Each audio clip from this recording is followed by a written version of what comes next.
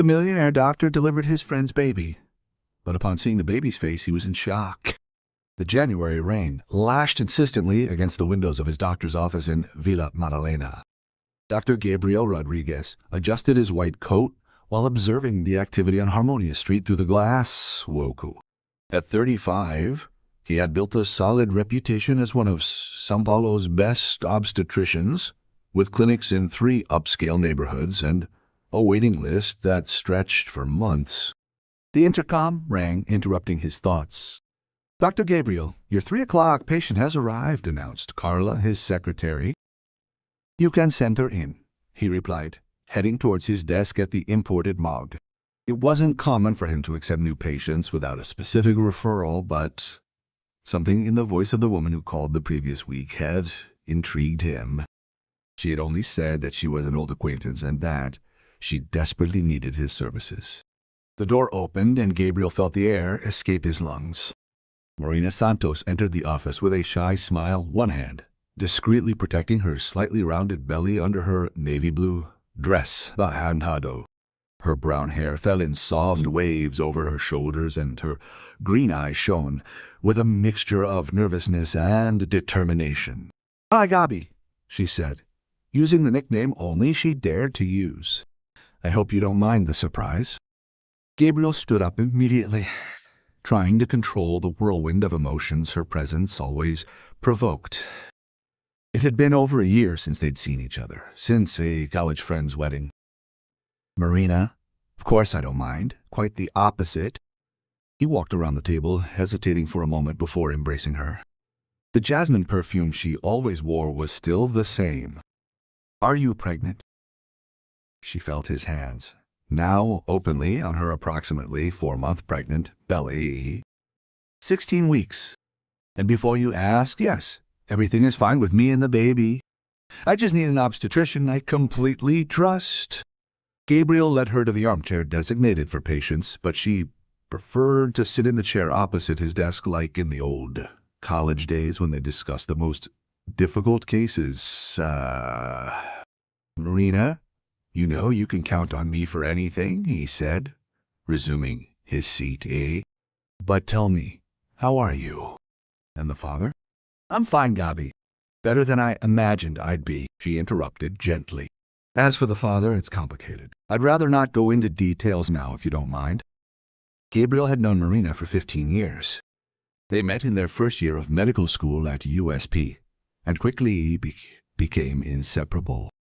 She was brilliant, determined, and had a unique sense of humor that always made him laugh during the most stressful moments of college. Gabriel had always been in love with her, but never had the courage to confess his feelings, especially after she chose law as her specialization. And he went into obstetrics. "Of course I don't mind," he lied, trying to maintain a professional tone. "The important thing is that you and the baby are well. You brought your exams." Marina opened her bag and took out a folder with medical documents. "I have everything here. I had my prenatal care at a clinic in Bella Vista, but I didn't feel comfortable there. The doctor was competent, but," she hesitated, "I need someone who knows me, who understands my concerns." Gabriel leafed through the exams, noting that everything was perfectly normal. Marina had always been careful with her health, and the pregnancy was no exception. While analyzing the papers, he allowed himself to observe her discreetly. She was more mature, more confident than in college, but she still had that way of biting her lower lip when she was nervous. "Everything's great here," he said, closing the folder. "Shall we do an ultrasound so I can get to know the baby better?" Marina's eyes lit up. "I would love to. I brought the latest images too, but it would be incredible to see through her eyes." While preparing the ultrasound equipment, Gabriel tried to control the conflicting feelings that Marina's presence aroused. On the one hand, he was genuinely happy to see her again and to be able to take care of her at this very special moment. On the other, the pain of unrequited love returned with full force, aggravated by the fact that she was pregnant by another man. "Lie down here and lift your shirt a little," he instructed in a soft voice. Marina settled on the examination table, exposing her rounded belly. Gabriel applied the conductive gel and positioned the transducer, and soon the image of the baby appeared on the monitor.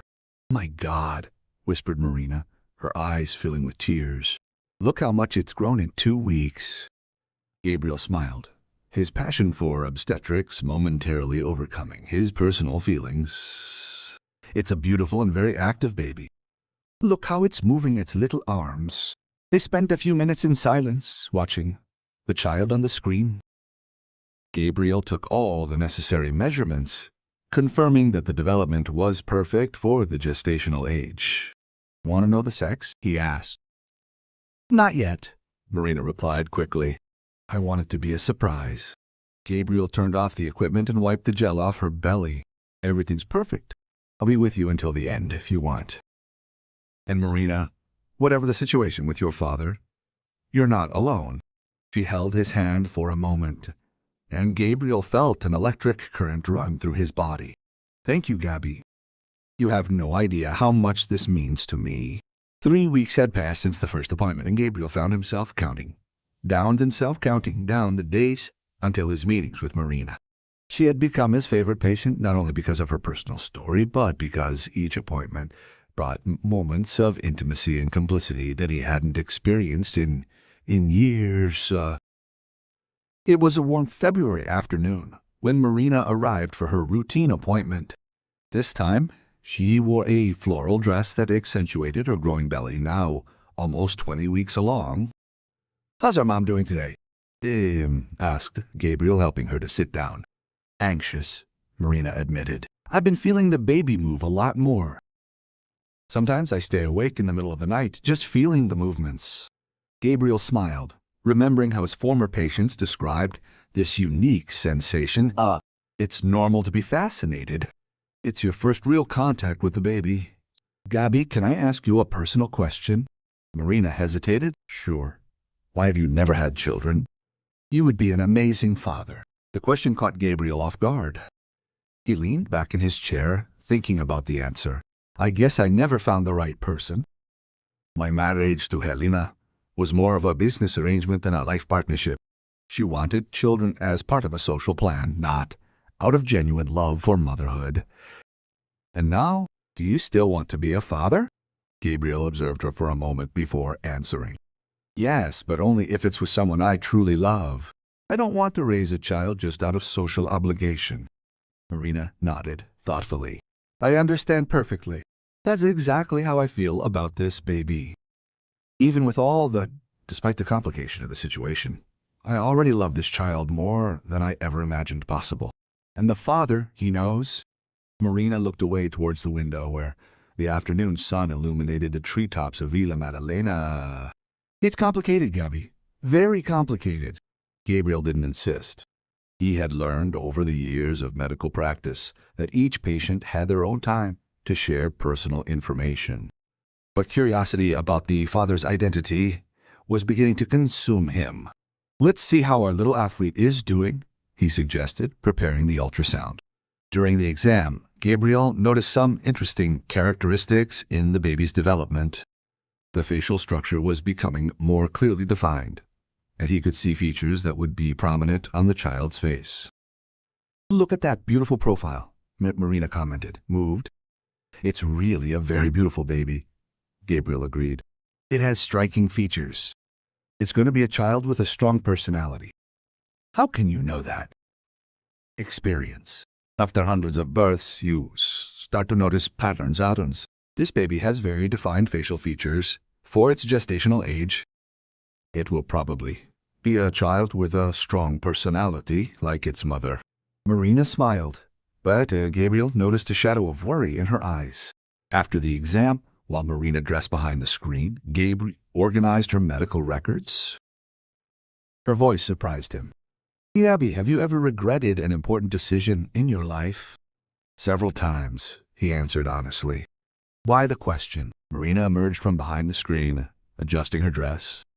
"Sometimes I wonder if I made the right decisions that brought me here, if I was honest with myself and with the people I love." Gabriel approached her, noticing the vulnerability in her voice. "Marina, What's happening? You can trust me. She looked up at him, and, for a moment, Gabriel saw the college girl behind the successful lawyer. I'm afraid that when everything comes to light, I'll lose the most important people in my life. That will never happen to me, Gabriel said, without hesitation. No matter what it is, our friendship is stronger than any secret. Marina approached him, and to Gabriel's surprise, hugged him. He felt the familiar scent and the warmth of her body against his, and for a moment allowed himself to imagine what it would be like if that baby were his. Thank you for being here, she whispered. You have no idea how important your presence has been to me. When she pulled away, Gabriel saw tears in her eyes. Marina, whatever's worrying you, we'll figure it out together, okay? Okay? She nodded, but Gabriel sensed that there was something more profound underlying her concern, something she was not yet ready to share. After Marina left, Gabriel was alone in his office, gazing out the window at a busy street. Her pregnancy was progressing perfectly, but he felt they were approaching a revelation that would change everything between them. That night, in his apartment in Moema, Gabriel couldn't stop thinking about Marina and the mystery surrounding the paternity of her baby. He found himself imagining scenarios, trying to understand why she was so reserved about the matter. While sipping a glass of red wine on his balcony, watching the city lights, Gabriel realized he was more emotionally involved in this pregnancy than he should be as a doctor, but it was impossible to separate his professional feelings from his personal ones when it came to Marina. What he didn't know was that in a few weeks during the delivery, he would discover a truth that would change his life forever. May arrived, bringing with it the São Paulo autumn, and Marina was 6 months pregnant. Gabriel had become more than just her doctor.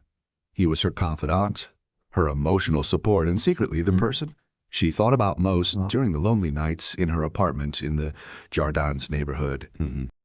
It was a rainy Thursday when Marina arrived at the office, visibly shaken. Her eyes were red as if she had been crying, and her hands trembled slightly as she signed the attendance sheet. Marina, what happened? Gabriel stood up immediately upon seeing her enter. I need to talk to you, she said, her voice choked with emotion. Not just as a doctor, but as a friend. Gabriel closed the door and led her to the leather sofa in his office, the same one where they used to study during their medical school days, when he still shared the room with other resident doctors. Can you talk to me about anything? He said, sitting down beside her. Marina took a deep breath, her hands clasped over her prominent belly. The baby's father, he showed up at my house yesterday. Gabriel felt a pang in his chest, but maintained a neutral expression. How did he just show up? He found out about the pregnancy. I don't know how, but he found out. Now he wants to. He wants to be part of the baby's life. That shouldn't be good. I mean, a child needs a father. No, Gabi, you don't understand. Marina stood up and began pacing around the office. The situation is much more complicated than that. He is married, and he's not just anyone. He's someone who could destroy my career, my reputation, my life. Gabriel felt a mixture of anger and worry. Marina, who is he? She stopped in front of the window, watching the rain falling on the city. It's Judge Roberto Mendez, my boss at the law firm. The silence that followed was deafening. Gabriel knew the reputation of Roberto Mendez, one of the most influential magistrates in São Paulo, married for 20 years to the heiress from a traditional São Paulo family, father of 2 teenage children. Marina, my God, how did this happen? She sat back down, tears finally overflowing. It was during that complex affair that lasted 6 months. We stayed late at the office, working together. He was very charismatic, intelligent. I was vulnerable after the end of my engagement with Carlos. One thing led to another, and you two had an affair.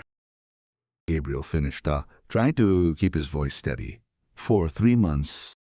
I knew I was wrong, that he was married, but he promised he would separate, that he had been unhappy in his marriage for years. The same lies that married men always tell. Marina wiped her eyes with a handkerchief. When I found out I was pregnant, I ended everything. I didn't want to be the other woman. I didn't want my child to grow up surrounded by lies. Gabriel approached her and held her hands. And now? What does he want? He wants me to have an abortion, Marina said, her voice almost a whisper.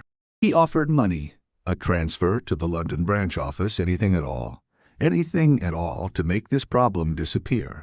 The anger, the feeling, Gabriel, was instantaneous and intense. That son of a bitch. How dare he, Gabi? He has power, a lot of power.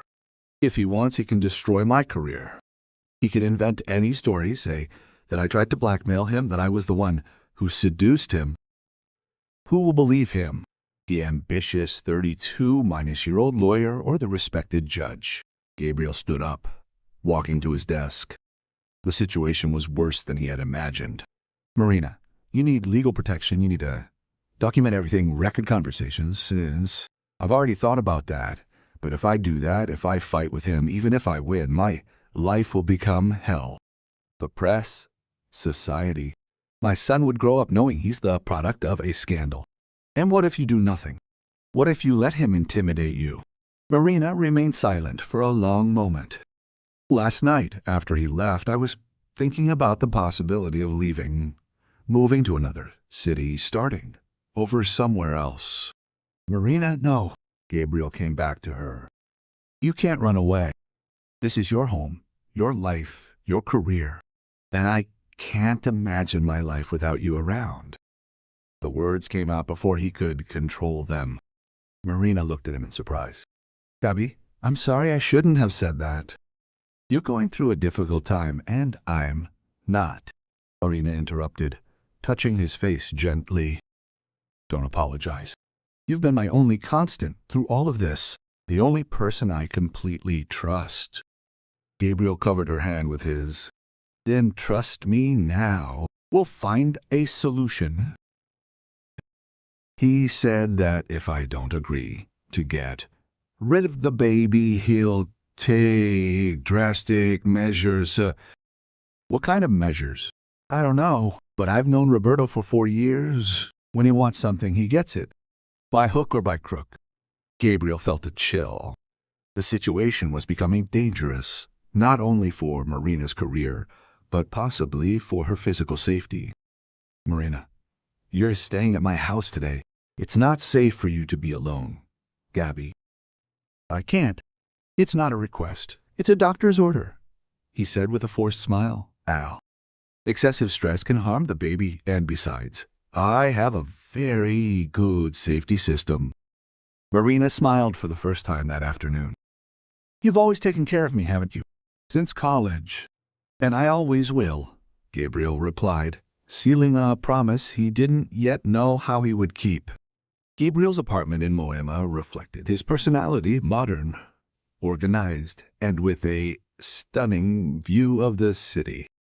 Marina was impressed by the library full of medical and literary books, the carefully selected works of art, and the grand piano that occupied a corner of the living room. Do you still play? She asked, lightly running her fingers over the keys. When I need to relax, Gabriel replied, preparing chamomile tea in the kitchenette. Remember that song I composed for you in college? Marina smiled, a nostalgic expression crossing her face. How could I forget? You played it at my 23rd birthday party in front of all our friends. I blushed with embarrassment. Embarrassment? Why? It was a beautiful song. Because I knew you had feelings for me, and I was afraid of ruining our friendship. Gabriel stopped stirring his tea, her words echoing in the silence of the apartment. After 15 years, they were finally addressing the elephant in the room. And you were right to be afraid, he said, bringing her the tea. When you started dating Felipe in fourth grade, I almost dropped out. Seriously? Marina accepted the cup, her hands briefly touching his. Seriously, I thought that if I became a neurosurgeon and moved to another state, I could forget you. But you didn't know, because I realized that having you as a friend was better than not having you at all. They sat on the sofa, Marina putting her feet up and Gabriel maintaining a respectful distance, although his whole body yearned to be closer to her. Gabby, can I confess something to you? Gabby, can I confess something to you? Sure. I always knew about your feelings, and it wasn't shame I felt, it was fear. Fear of what? Marina looked at the cup in her hands, as if the right words were written on its bottom. Fear that if we tried something and it went wrong, I would lose the most important person in my life.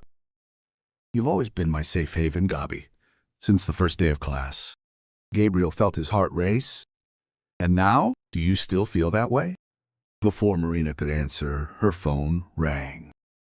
Roberto Mendez's name appeared on the screen, making them both immediately tense.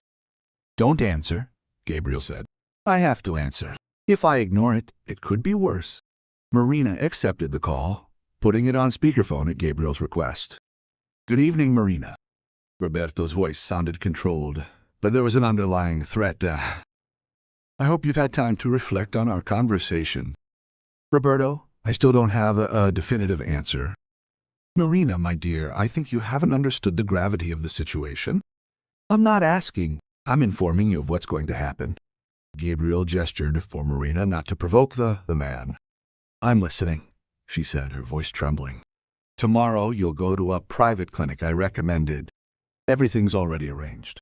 After that, you'll resign from the office for personal reasons and accept the offer to transfer to London. And if I don't accept? Roberto's laugh was icy. Marina, you're intelligent.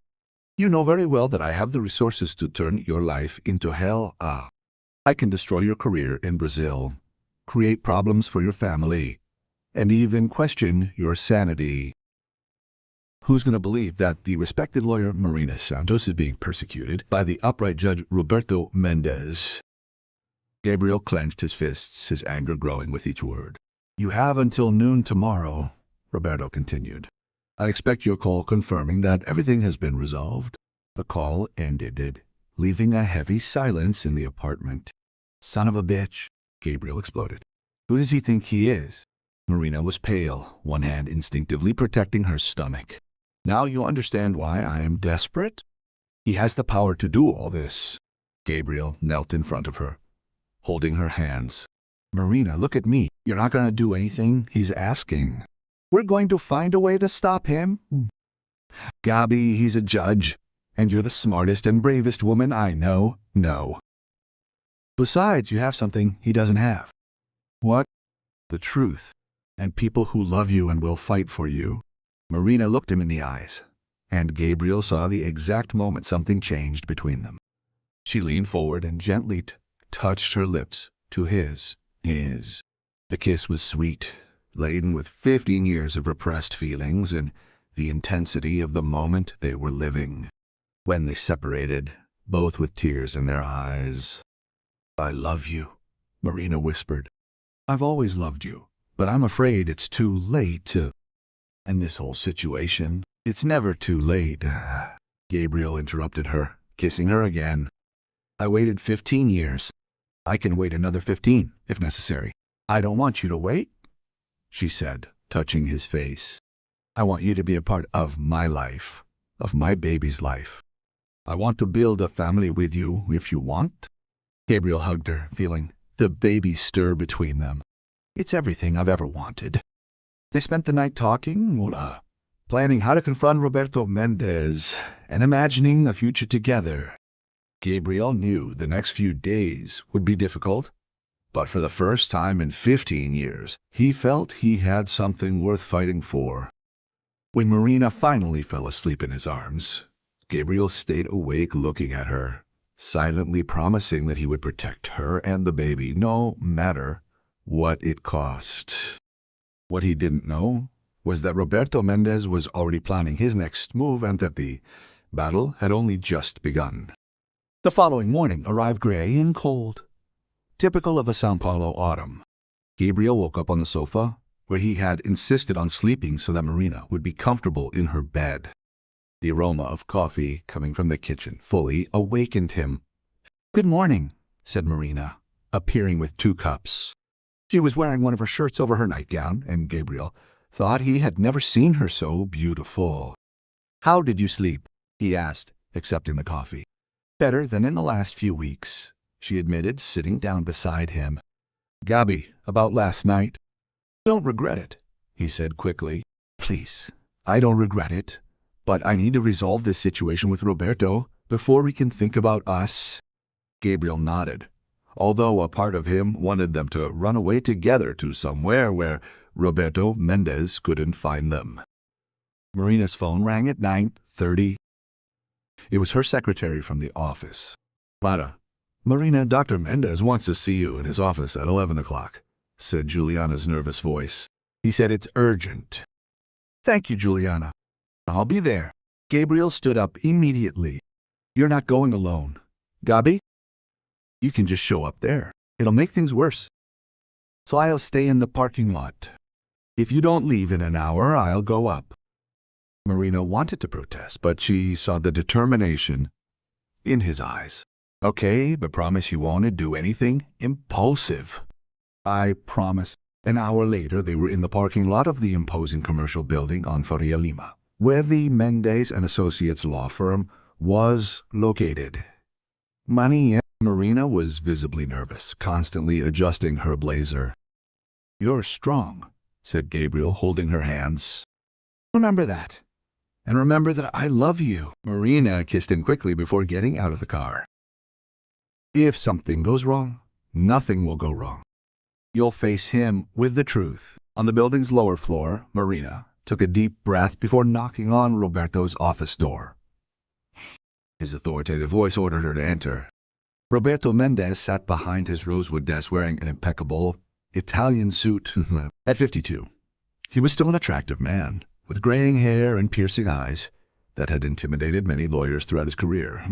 Marina, sit down. He said, without lifting his eyes from the papers, I hope you have good news for me, Roberto. Marina, sit down, he said, not looking up from the papers. I'm hoping you have good news for me, Roberto. Roberto, we need to talk like civilized adults. He finally looked at her, surprised that she didn't seem as intimidated as he had expected. My options? I left no doubt yesterday as to what your options were. My options? Marina leaned forward. Roberto, are you speaking about the life of an innocent child? He's not my son, he said coldly. It's a mistake that needs to be corrected. How can you say that? You told me you loved me, that you wanted to build a life with me. Roberto stood up and walked to the window. I said many things in the heat of the moment. You are an attractive, intelligent woman, but that doesn't change the fact that I have a family, a reputation to protect. And no matter what happens to me, Marina, I am offering a solution that benefits us all.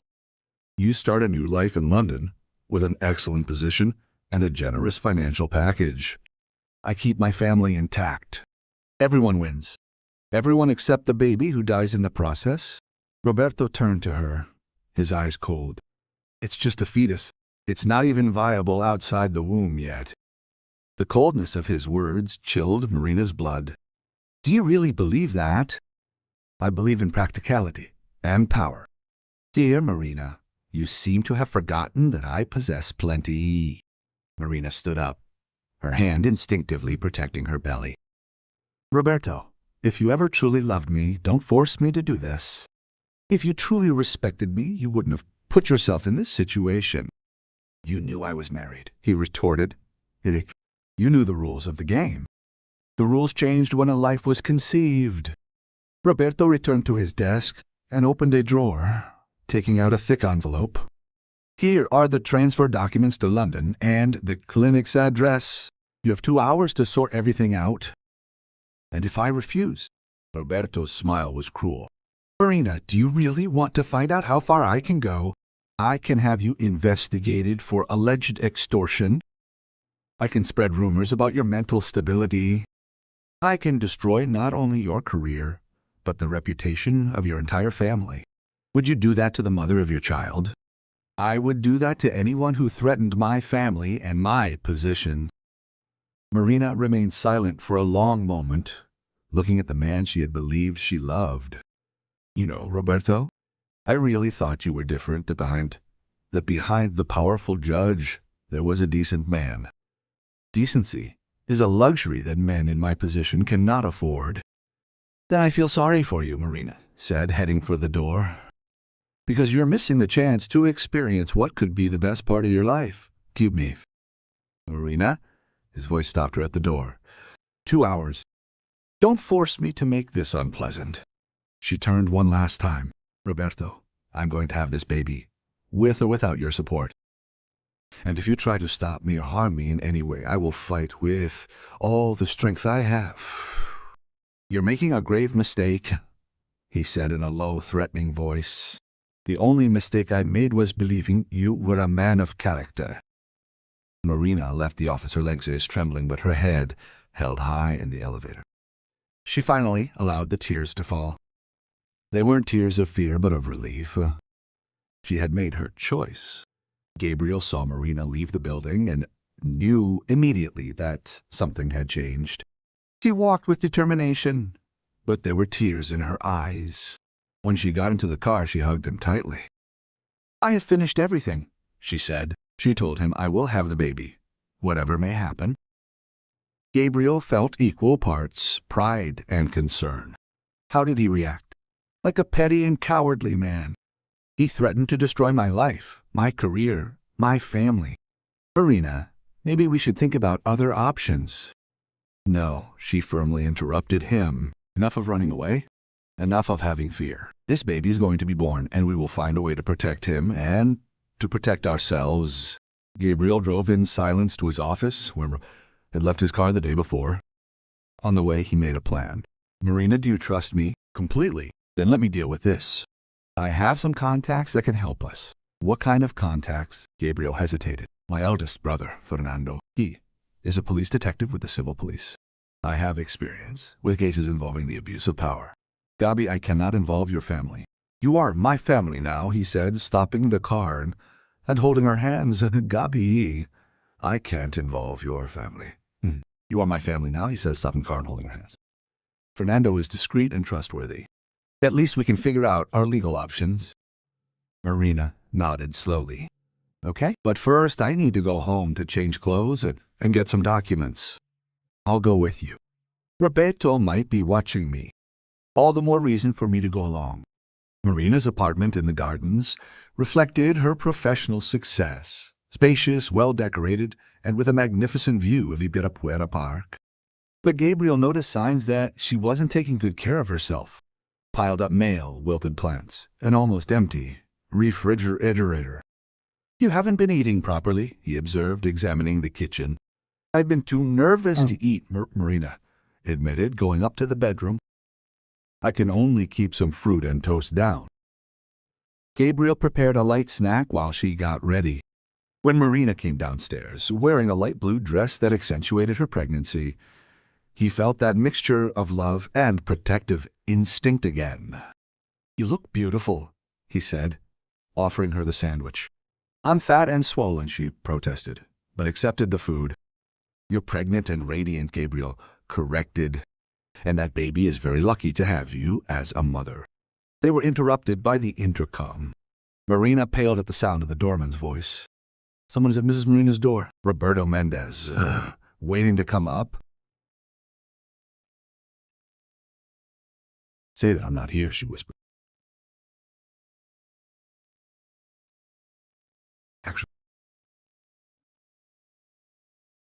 Actually, the sound of Roberto's voice came directly through the intercom. I know she is there. Is her car visible in the garage? Gabriel clenched his fists. Marina, let's leave via the garage, he suggested. No, she replied, surprising him considerably. It's time to stop running away. Let him come up. Marina, Gabi, please trust me. I'm sick of hiding. 5 minutes later, Roberto Mendez entered Marina's room, obviously annoyed to find Gabriel present. Dr. Rodriguez, I presume, Marina. Marina mentioned you to me, he stated, his voice laced with a palpable irritation.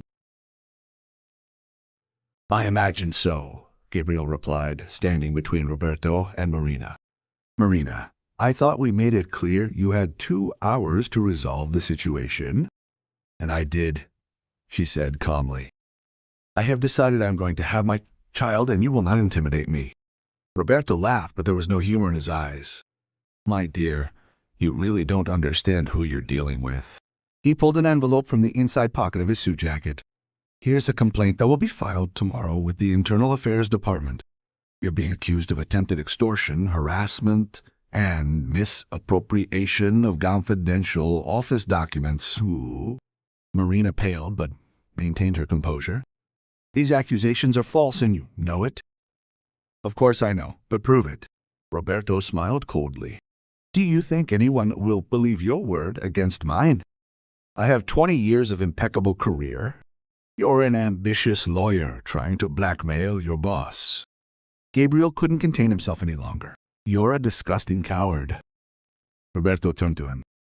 Careful, doctor. Interfering in matters that don't concern you can be dangerous. Roberto, stop it, Marina said. Don't involve Gabriel. Oh, so you two are together now. How convenient. The protective boyfriend shows up just when you need support. Gabriel took a step forward, but Marina grabbed his arm. Roberto, she said firmly, you can destroy my career. You can try to destroy my reputation, but you can't force me to kill my son. And if you try to hurt me, I'll tell the truth to your wife, to your children, to all of São Paulo. Roberto's face hardened. You don't have the courage? Try it, Marina said, looking him in the eyes. For a moment, there was total silence. Then Roberto put the envelope away and headed for the door. You made your choice, Marina. Now you'll have to live with the consequences. After he left, Marina collapsed onto the sofa, trembling. Marina, you were incredible, Gabriel said, hugging her. I'm scared, Gabi. Very scared. I know, but you're not alone.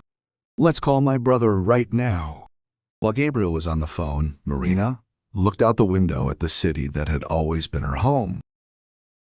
She knew the next few months would be the hardest of her life, but for the first time in weeks she felt she had made the right choice. The baby stirred in her belly as if approving of her decision, and Marina smiled through her tears.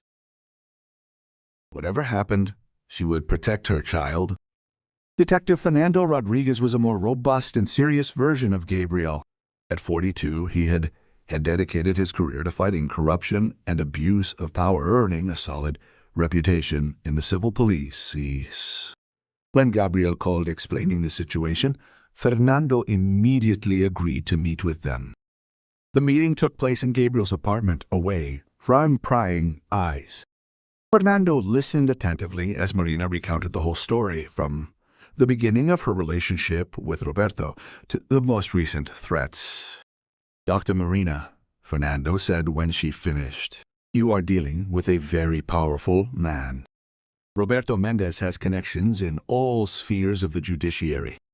So there's nothing we can do? Gabriel asked. I didn't say that. Fernando smiled for the first time. He simply said that it wouldn't be easy, but men like Roberto usually have many enemies and skeletons in their closet. He leaned forward, his expression serious.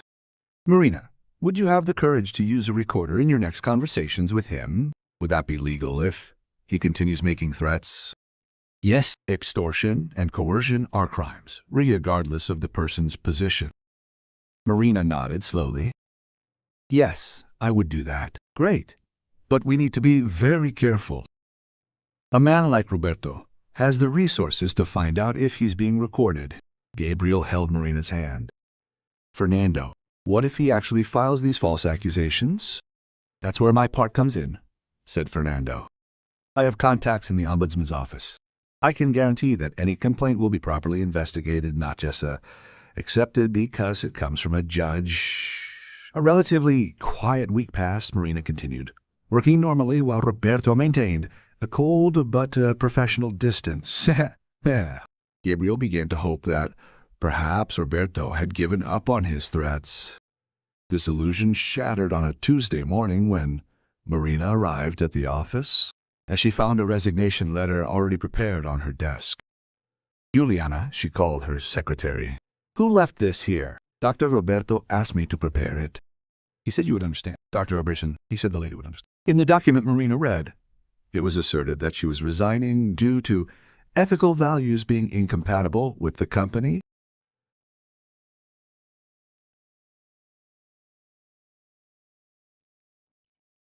Dr. Marina, Juliana hesitated at the door. May I speak with you privately?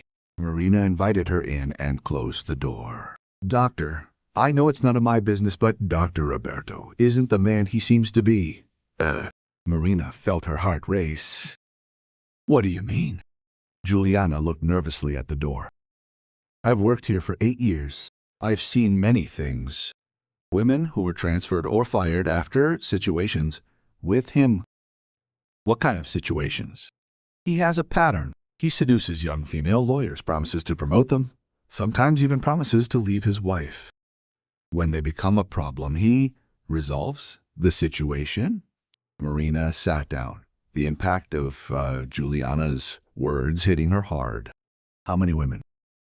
To my knowledge, at least 4 in the last 5 years. One of them, Dr. Carla Silvera. She got pregnant too. What happened to her? Juliana lowered her voice. She disappeared for 2 months.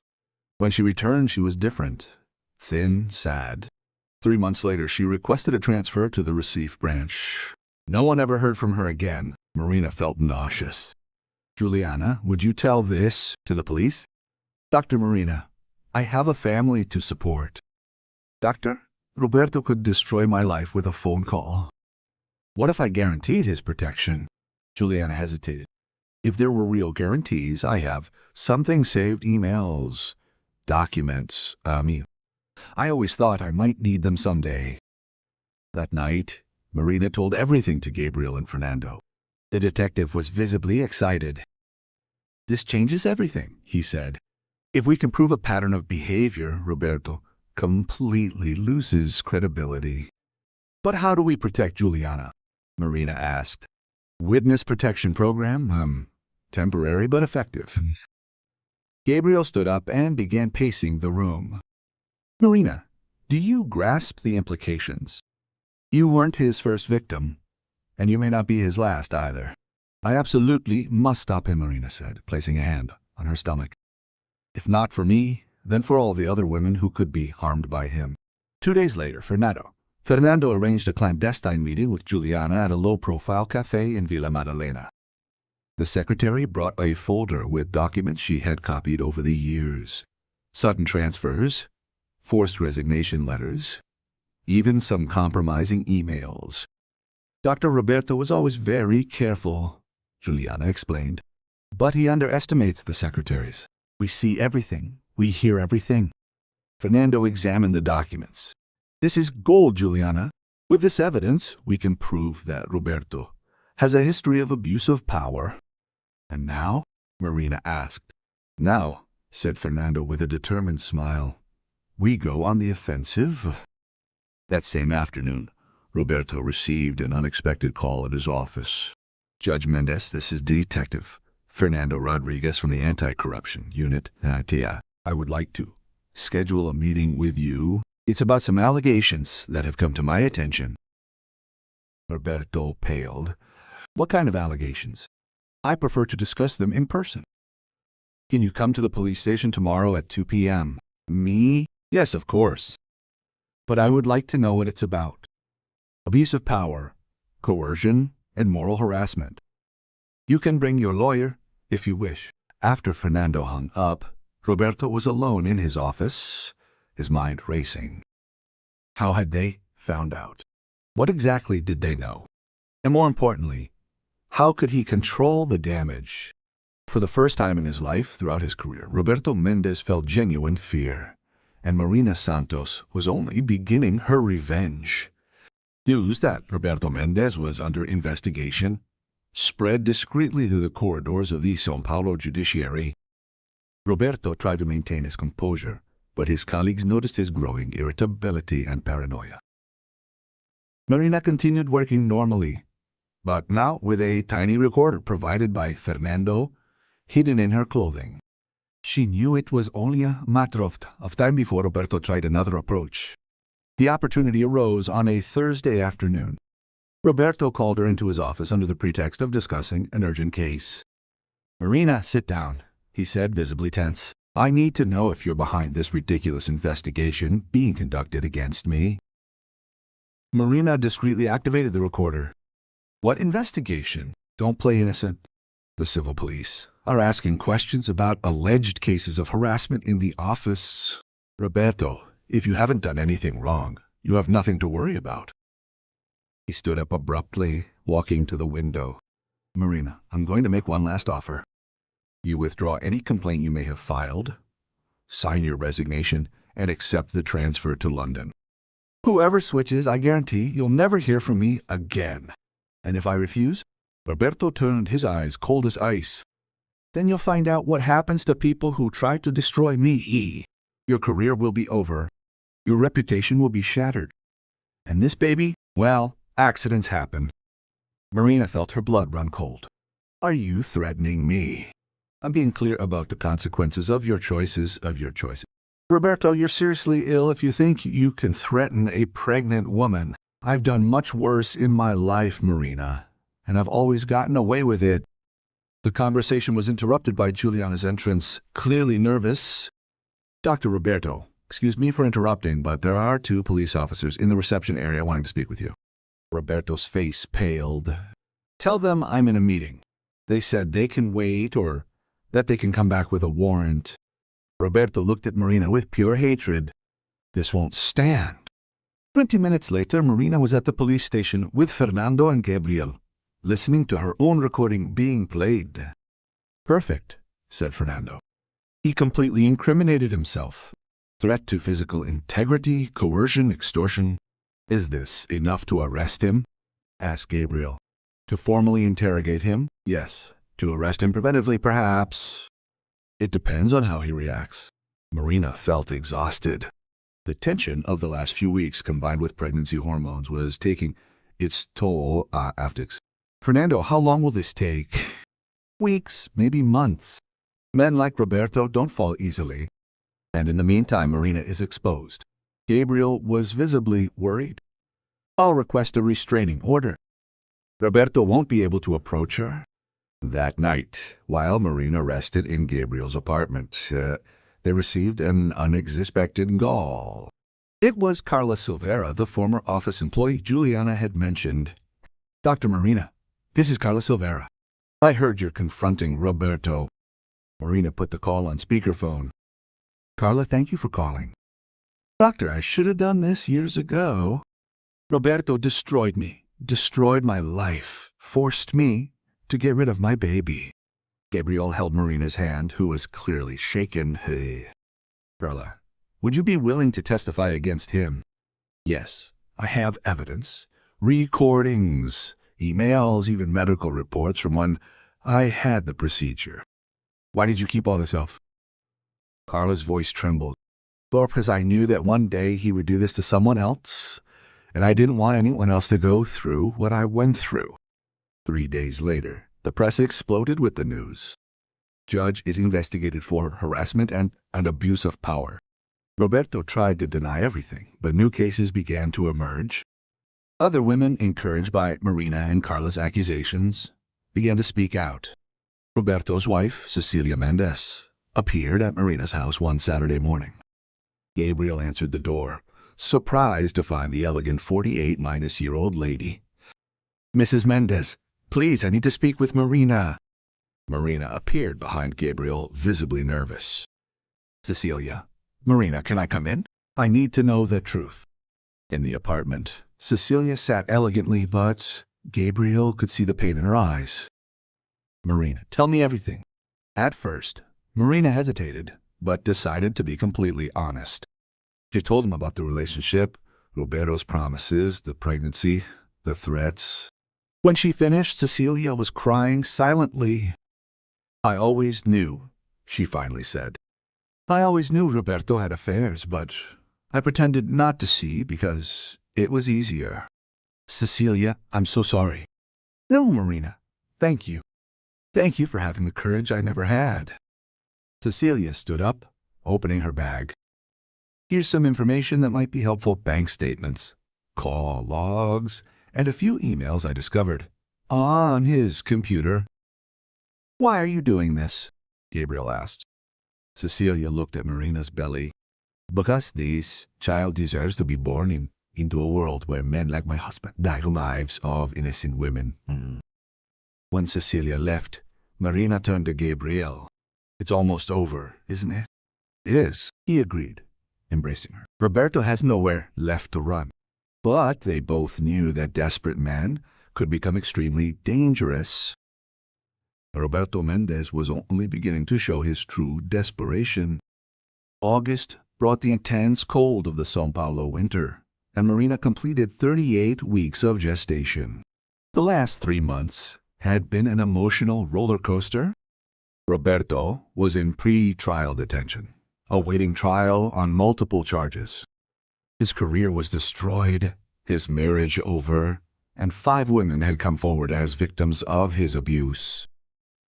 Marina had moved permanently into Gabriel's apartment. They didn't bother to hide their relationship.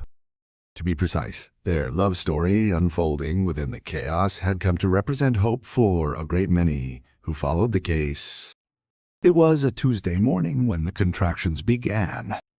Marina woke Gabriel at 4 a.m., her breath ragged. "Gabi, I think it's time." Gabriel jumped out of bed, instantly alert. After verifying that the contractions were regular and intense, they headed to the Syrian Libilis hospital, where Gabriel had medical privileges. "Are you all right?" he asked as he drove through the empty streets of São Paulo. "Oh, nervous," Marina admitted. "Not just about the birth, but about everything that comes after." Gabriel held her free hand. "We'll all be fine." At the hospital, Gabriel's team was already prepared. Dr. Patricia, his trusted obstetrician, examined Marina and confirmed she was in active labor. "A few more hours and you'll meet the baby," she said with a smile. The following hours were intense. Gabriel stayed by Marina's side throughout the labor, whispering words of encouragement and holding her hand. Each contraction, "I love you," Marina said during a pause between contractions. "Thank you for being here." "I'll always be here," Gabriel replied, kissing her sweaty forehead. At 2:37 p.m., after 6 hours of labor, Marina pushed for the final moment. "It's being born," announced Dr. Patricia. "Just a little more, Marina." Gabriel held his breath as he watched the moment that would change their lives forever. The baby emerged with a strong, healthy cry. "It's a boy," said Dr. Patricia, lifting the child. But when Gabriel saw the newborn's face, his world stopped. The baby had unmistakable facial features, the same almond-shaped green eyes as Marina's, but the facial structure, the shape of the nose, the jawline. Gabriel knew those features. He had seen them in the mirror every day of his life. His hands trembled as he processed the impossible. The baby didn't look like Roberto Mendez. It looked like him, like Gabriel. "Good heavens," he whispered, almost inaudibly. Marina, exhausted but radiant, noticed the shocked expression on his face. "Gabi, what's wrong?" "Is the baby all right?" Dr. Patricia placed the baby in Marina's arms, who looked at him with immediate and total love. But Gabriel remained in shock, his mind racing to make impossible connections. "Gabriel," said Dr. Patricia worriedly, "are you all right?" He shook his head, trying to compose himself. "Yes, I need a minute." Gabriel left the delivery room and leaned against the hallway wall, his heart pounding wildly. How was it possible? How could that baby look so much like him? Then a memory returned, clear as crystal. The medical school graduation party 15 years ago. He had drunk more than he should have, heartbroken because Marina had shown up with her boyfriend at the time. Marina had also been drinking, had argued with her boyfriend, and the memory was hazy, fragmented by alcohol and time. But Gabriel remembered waking up in Marina's hotel room the next morning, both dressed, her sleeping on the other side of the bed. He had left discreetly, assuming nothing had happened beyond two drunken friends sharing a room. But what if Gabriel returned to the room where Marina was breastfeeding the baby for the first time? She smiled when she saw him. "Do you want to hold him?" With trembling hands, Gabriel took his son, because now he was sure that was his son. The baby opened his eyes, exactly the same grayish-green color as hers, and Gabriel felt something break and rebuild itself inside his chest. "Marina," he said, his voice choked. "We need to talk. Now, Gabi. I just gave birth. It's about the baby. About who the father is." Marina looked at him confused. "Gabriel, do you know who the father is? It's Roberto." Gabriel sat in the chair next to the bed, still holding the baby. "Marina, look at him. Really look." Marina observed her son in Gabriel's arms, and Gabriel saw the exact moment she noticed the similarities. "No," she whispered. "It's not possible." "The graduation party," Gabriel said softly. "Do you remember anything?" Marina closed her eyes, trying to access memories she had buried deep. "I was angry with Felipe. I drank too much. You were sad. We went to my room and woke up in the morning without remembering exactly what happened." Marina opened her eyes, tears beginning to fall. "Gabriel, do you think we're a match? Look at him, Marina. He has my eyes, my nose, and even my jawline. Roberto, on the other hand, has brown eyes and features that are completely different." The realization hit Marina like a lightning bolt. "My God, Gabriel, if this is true, it means I spent months believing I was helping you raise another man's child when in fact it was my child." Marina began to cry, a mixture of relief, shock, and confusion overwhelming her. "I didn't know. I swear I didn't know." Gabriel approached her, still holding the baby. "I know you didn't know. I didn't know either. But now everything makes sense. What are we going to do?" Gabriel looked at the child in his arms, because now he knew with absolute certainty that it was his child and felt a peace he hadn't experienced in 15 years. "Let's do a DNA test to confirm," he said.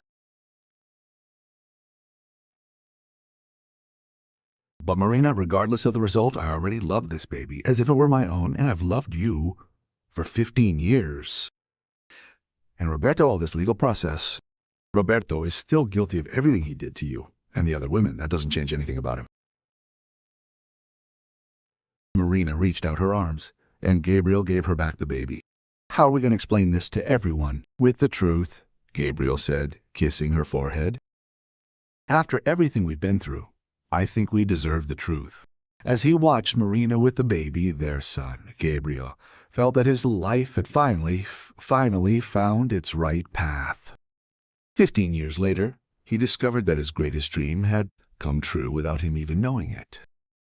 3 months had passed since the birth of Miguel, a name chosen in honor of Gabriel's grandfather. The DNA test had confirmed what they already knew in their hearts. Gabriel was the child's biological father. The revelation had caused an even greater commotion in the press. Marina and Gabriel's story became a symbol that even in the most difficult circumstances, love and truth can prevail. Roberto Mendez was sentenced to 8 years in prison for multiple crimes of harassment, coercion, and abuse of power. 2 other women came forward during the trial, expanding the scope of his crimes. His career was definitively over. Gabriel was in his office on a sunny November morning when Marina arrived, with Miguel in the baby carriage. She had gone back to work at a new office, a small law firm dedicated to representing women's rights. "How are my favorite men doing?" Gabriel asked him, picking Miguel up. "Starving," Marina laughs. "And you? How was today's surgery?" "Perfect. Healthy twins for a family that had been trying for 8 years. Gabriel had further specialized in high-risk pregnancies after his experience with Marina. Each birth reminded him of the miracle that had happened in their own lives. "Gabi," Marina said, suddenly serious, "saw anything?" "What is it?" he asked, noticing Tom. "I got a call from Cecilia today. Her divorce is finalized." "How is she?" "Well, actually, She started volunteer work with women who are victims of domestic violence, she said, adding that our story inspired her to help other women. Gabriel smiled. It's amazing how something so terrible can generate good things. She said one more thing. Marina hesitated. She asked if you would be willing to give a talk to her support group about how men can support women who have experienced abuse. Of course, it would be an honor. Marina approached him. Miguel was playing with his father's stethoscope. Gabi, sometimes I still can't believe all this really happened. What, Roberto? The trial? Or finding out that Miguel is my son? But mainly finding out that you loved me all these years and that I was in love with you and didn't know it. Gabriel kissed her gently.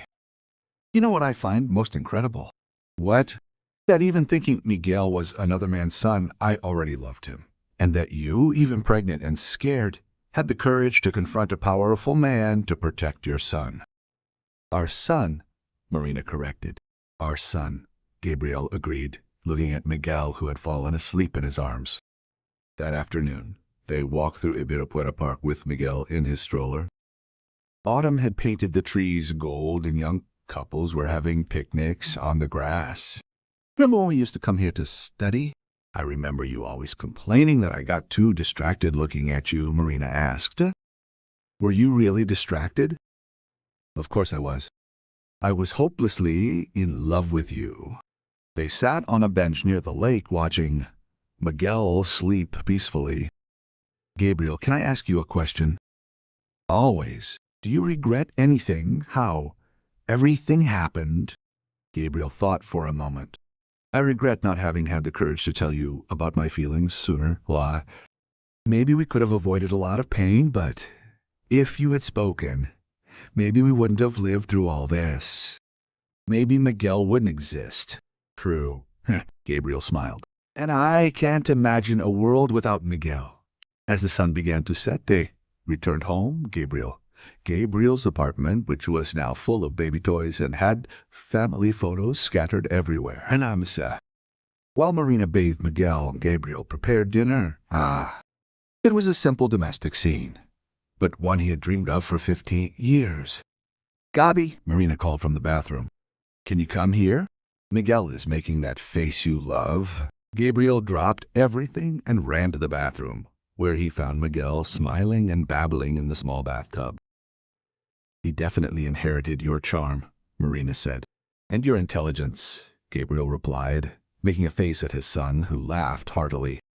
Later, after Miguel fell asleep, Gabriel and Marina sat on the balcony, sharing a glass of wine and watching the city lights. Marina, Gabriel said suddenly, marry me. She almost dropped her glass. What do you mean? Gabriel got off the sofa and knelt in front of her, taking a small box from his pocket. Marina Santos, will you marry me? Officially this time. Marina looked at the ring, a simple and elegant solitaire, and then at the man who had silently loved her for 15 years and who had turned out to be the father of her son. Yes, she said, tears streaming down her face. Yes, I will. Gabriel placed the ring on her finger and kissed her. Meanwhile, in the next room, Miguel slept peacefully, oblivious to the fact that his parents had just sealed a love that had 15 years of waiting, 9 months of fear, and a revelation that changed their lives forever. 6 months later, they married in an intimate ceremony in the garden of the house they had bought in Alto de Pineros. Miguel, now a few months old, served as the official page boy, carried by his best man, Fernando. As they exchanged vows they had written for each other, Gabriel looked at Marina and Miguel and knew that all the difficulties, all the suffering, and all the waiting had been for nothing. It's worth it, because sometimes, he thought, happy endings come in ways we could never imagine. And sometimes life's greatest surprises are also its greatest blessings.